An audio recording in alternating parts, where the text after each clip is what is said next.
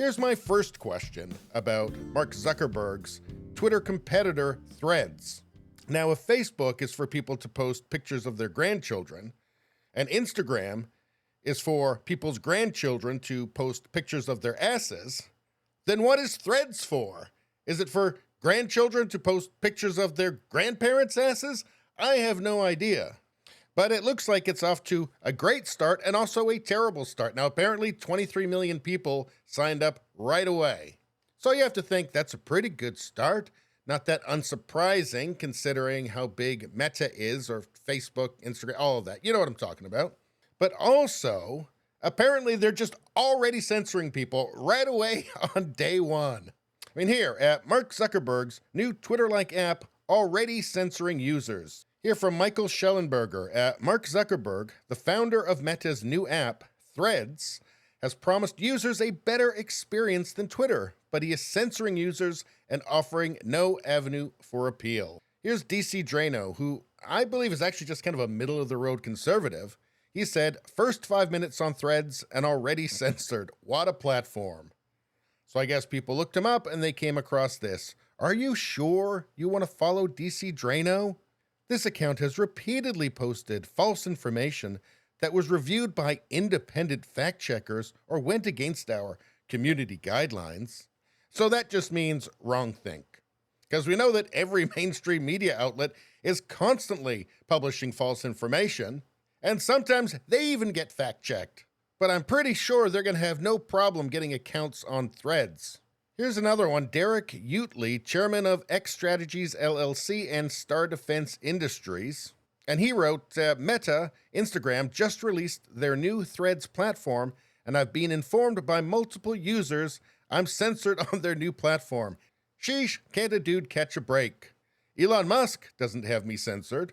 And again, it's the same message here. And I guess it's not strictly censorship. You can still subscribe to it, but they're trying to get you not to subscribe to it. And it's just obvious what way this is going to go. And that's why leftists are already flocking there, because they know that Zuck will censor anything they don't like. But I think the problem, and the reason why Threads will not overtake Twitter, and I think it will flounder, is because no one else will be interested. So it'll just end up being a left-wing echo chamber. And as a big left-wing echo chamber, it's going to become a big purity test, with leftists attacking each other for not being empathetic enough or woke enough, whatever. Because of that, it will become unbelievably toxic, with the least far-left users being bullied into just going back to Twitter, which actually, they never actually left in the first place. I mean, did you really think they were going to give up all those followers? Those followers they worked so hard for, they're going to give up all those retweets and likes that are basically their brain's only source of endorphins? No, hell no. Because I'm telling you, yeah, you get all your Instagram followers on there, but the people who use Instagram like Instagram. And they probably don't feel a need to post their dinner or their ass on any other platform, especially when they realize they're getting a fraction of the interactions on Threads. And nobody remotely concerned, nobody with remotely sane ideas is going to go to this platform because they know they're just going to get censored. It's going to be a waste of time. I mean, the people that are on Twitter now like the new Twitter, and they like the fact they can monetize it, and they like the fact they're going to be able to monetize it more and more as time goes on. That's a big incentive. And there's other reasons too. Look at this from Stephen Miller. Threads is a transparent effort by reigning financial and political powers to extinguish free speech and assert undivided control over the national narrative and access to info. They will mine your private data, filter your news, manipulate your opinion, and silence your voice.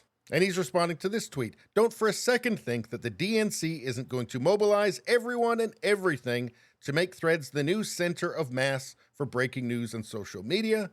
And I don't think it's going to work because I don't think it's going to offer anything new or anything that people really want. Not enough to actually dedicate enough of their social media time to make it work. And here's a good illustration of why. There's too many apps already. The novelty is gone. Nobody wants to be this guy. And before we go, let's take a quick look at this. Twitter is threatening to sue Meta over systematic, willful, and unlawful misappropriation of Twitter's trade secrets and IP, as well as scraping of Twitter's data, in a cease and desist letter sent yesterday to Zuckerberg by Elon's lawyer, Alex Spiro. And Elon commented, "Competition is fine, cheating is not."